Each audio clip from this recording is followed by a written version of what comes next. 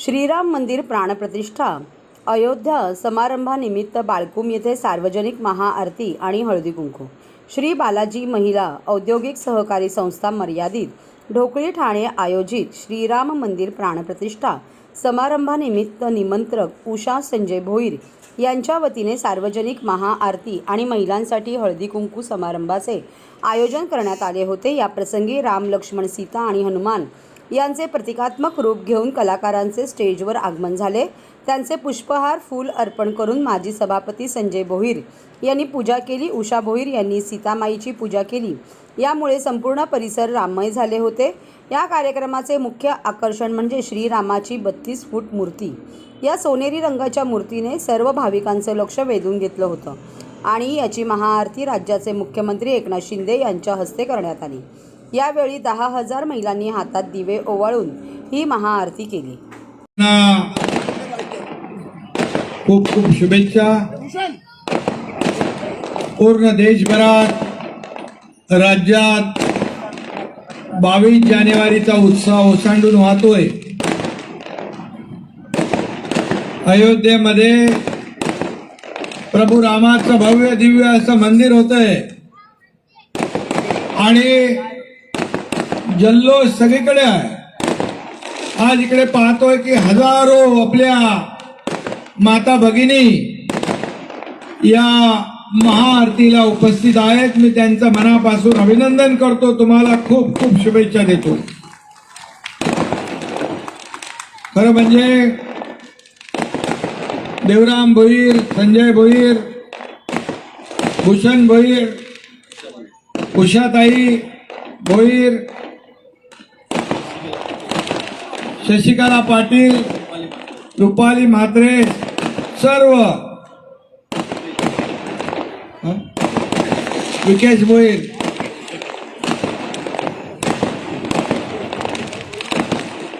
Photo काढतो चांगले.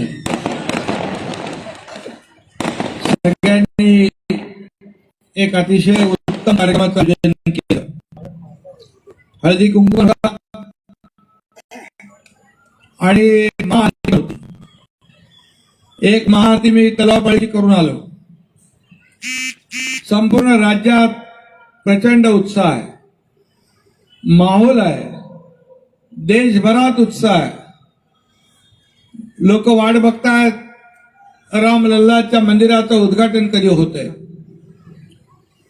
आणि हजारो, लाखो, करोडो राम भक्तांचं स्वप्न साकार करण्याचं काम. त्याचबरोबर आपले हिंदू हृदय सम्राट बाळासाहेबांचं देखील स्वप्न होतं अयोध्येमध्ये राम मंदिर व्हावं. आणि धर्मवीर आनंद दिघे साहेबांनी तर त्या काळात चांदीची वीट कार सेवेमध्ये अर्पण केली होती. असं हे ठाण्याचं जिव्हाळ्याचं नातं अयोध्येबरोबर आहे.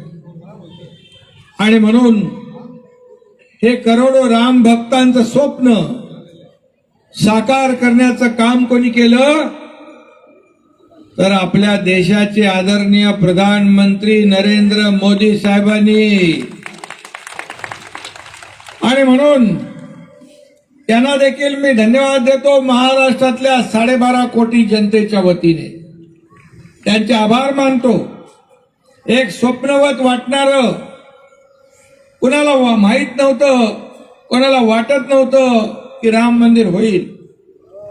परंतु काही लोक म्हणत होते मंदिर वही बनाएंगे, तारीख नहीं बताएंगे. काही म्हणत होते पहिले मंदिर फिर सरकार. मोदी साहेबांनी मंदिर पण बांधलं, तारीख पण जाहीर केली.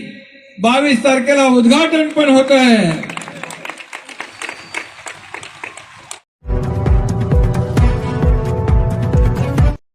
ठाणेकर मालमत्ता करदात्यांसाठी करातील व्याज माफी अभय योजना 31 डिसेंबर 2023 पर्यंत मालमत्ता करावरील 100% व्याज माफ.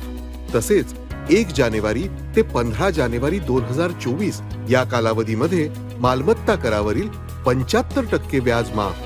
त्याचप्रमाणे 16 जानेवारी ते 31 जानेवारी 2024 या कालावधीमध्ये मालमत्ता करावरील 50% व्याज माफ. तरी सदर व्याज माफीच्या अभय योजनेचा ठाणेकर करदात्यांनी लाभ घ्यावा. महानगरपालिकेच्या कोणत्याही संकलन केंद्रावर कर भरण्याची सोय आहे. एटीएम, डेबिट, क्रेडिट कार्डद्वारे कर भरण्याची सुविधा उपलब्ध करून देण्यात आली आहे. सोमवार ते शनिवार या दरम्यान सकाळी 10:30 ते सायंकाळी 5 वाजेपर्यंत संकलन केंद्राची वेळ असून करदात्यांच्या सोयीसाठी रविवारी संकलन केंद्र सकाळी 10:30 ते दुपारी 1:30 वाजेपर्यंत सुरू ठेवण्यात येत आहे. यासोबतच ठाणे महानगरपालिकेच्या propertytax.thanecity.gov.in या संकेतस्थळावर ऑनलाईन पद्धतीने मालमत्ता कर भरण्याची सुविधा उपलब्ध करून देण्यात आली आहे. तसेच गुगल पे, फोन पे, पेटीएम आणि भीम ॲपद्वारे आपला कर सुलभतेने जमा करू शकता. ठाणे महापालिका क्षेत्रातील सर्व करदात्यांना विनंती आहे की आपण या व्याज माफी अभय योजनेचा जरूर लाभ घ्या आणि आपला मालमत्ता कर लवकरात लवकर महापालिकेमध्ये जमा करून महापालिकेस सहकार्य करा. धन्यवाद.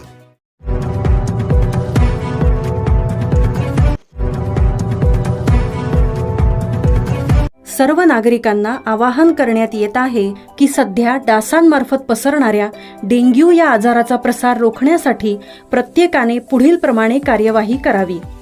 डेंग्यू आजार एडिस इजिप्टी हा डास चावल्याने होतो. या डासांची पैदास साचलेल्या किंवा साचवलेल्या स्वच्छ पाण्यामध्ये होते. 8 दिवसांपेक्षा जास्त दिवस पाणी उघडे व साचून राहिल्यास त्यात डास अंडी घालतात. अंड्यांच्या अळ्या तयार होऊन पुढे डास तयार होतात. यासाठी आपल्या घरातील पाणी साठे उदाहरणार्थ बॅरल्स, पिंपे, टाक्या, हौद, रांजणे इत्यादी दर आठवड्याला रिकामे करून घासून पुसून कोरडे करून पुन्हा भरावे. 1 दिवस कोरडा दिवस म्हणून पाळावा. पाणी साठ्यांना घट्ट झाकणे बसवावीत किंवा जुनी साडी, चादर, धोतर यांनी बांधून झाकून ठेवावीत, म्हणजे डास त्यात जाऊन अंडी घालणार नाहीत. घराच्या गच्चीवर, आजूबाजूला, अंगणात कोठेही पाणी साचू देऊ नये. भंगार सामान उघड्यावर टाकू नये. उदाहरणार्थ टायर्स, प्लास्टिक सामान, कुंड्या, टाकाऊ वस्तू इत्यादी. अशा सामानात पावसाचे पाणी साठून त्यात डेंग्यूच्या डासांची पैदास होते. घरातील कूलर्स, फ्रीजच्या पाठीमागील ट्रे हे देखील वेळोवेळी कोरडे करावेत. लक्षात ठेवा, नुसत्या फवारणीने डास घनता कमी होत नाही, तर त्यासाठी डास पैदास ठिकाणे नष्ट करणे ही आपल्या सर्वांची जबाबदारी आहे. कोणताही ताप अंगावर न काढता जवळच्या शासकीय रुग्णालयात मोफत औषधोपचार घ्या. अशा प्रकारे नागरिकांनी सहकार्य केल्यास डेंग्यूचा प्रसार रोखणे सहज शक्य आहे.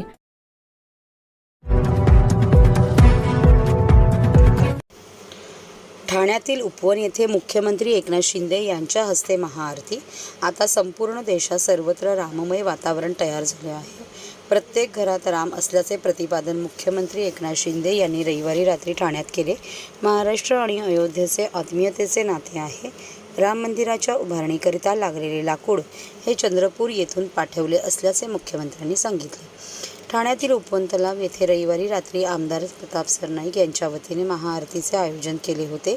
यावेळी मुख्यमंत्री शिंदे यांच्या हस्ते महाआरती झाली. त्यानंतर त्यांनी नागरिकांशी संवाद साधला. या महाआरतीकरिता जबलपूर येथून 11 ब्राह्मण आले होते. आज राज्यात सगळीकडे रामनामाचा जयघोष सुरू आहे. सोमवारी पंतप्रधान नरेंद्र मोदी यांच्या हस्ते अयोध्येत ऐतिहासिक राम मंदिराचा प्राणप्रतिष्ठा सोहळा होत आहे. अयोध्येत राम मंदिर उभारले जाणार हे स्वप्नवत वाटत होते, पण करोडो रामभक्तांचे स्वप्न सोमवारी साकार होणार आहे. ठाणे आणि कारसेवकांचे जिव्हाळ्याचे नाते आहे. दिवंगत आनंद दिघे यांनी मंदिराच्या उभारणीकरिता चांदीची वीट पाठवली होती, अशी आठवण यावेळी मुख्यमंत्र्यांनी सांगितली. मी सोमवारी मंत्रिमंडळातील सदस्य, खासदार, आमदार आणि येथील नागरिकांना घेऊन अयोध्येला जाणार आहे. आज राज्यात सगळीकडे मंदिराच्या उभारणीनिमित्त महाआरती आणि शोभायात्रा निघत आहे. पंतप्रधान नरेंद्र मोदी यांनी कोट्यवधी रामभक्तांचे स्वप्न पूर्ण केल्याबद्दल मी त्यांचे आभार व्यक्त करतो. काही व्यक्तींनी रामाच्या अस्तित्वावरच प्रश्नचिन्ह निर्माण केले आहे, ते चुकीचे असल्याचे त्यांनी सांगितले. शिवाजी महाराज की जय भवानी, जय श्रीराम. संपूर्ण देशात रामनामाचा जयघोष होतो आणि आपल्या ठाण्यात पण कुठे काही कमी नाहीये. ठाण्यात देखील सगळीकडे रामनामाचा जयघोष, आरती आणि सगळं एकूणच राममय वातावरण झालेलं. ती ला उपस्थित सर्व रामभक्तांचं मनापासून स्वागत करतो. आमदार प्रताप सरनाईक यांचं मनापासून अभिनंदन करतो की त्यांनी या कार्यक्रमाचं आयोजन केलं. विहंग सरनाईक, पूर्वेश सरनाईक आणि सर्व त्यांचे सर्व सहकारी आणि खरं म्हणजे उपस्थित आपले कुठून ब्राह्मण आपले जबलपूरवरून आलेले सर्व महाआरतीसाठी महाआरती के लिए जबलपुर से आए हुए सभी हमारे जो आरती आपकी वजह से शरीर अपने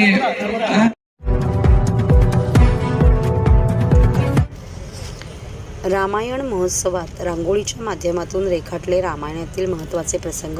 ठाण्यात गावदेवी मैदानात रामायण महोत्सवाचे आयोजन करण्यात आले होते.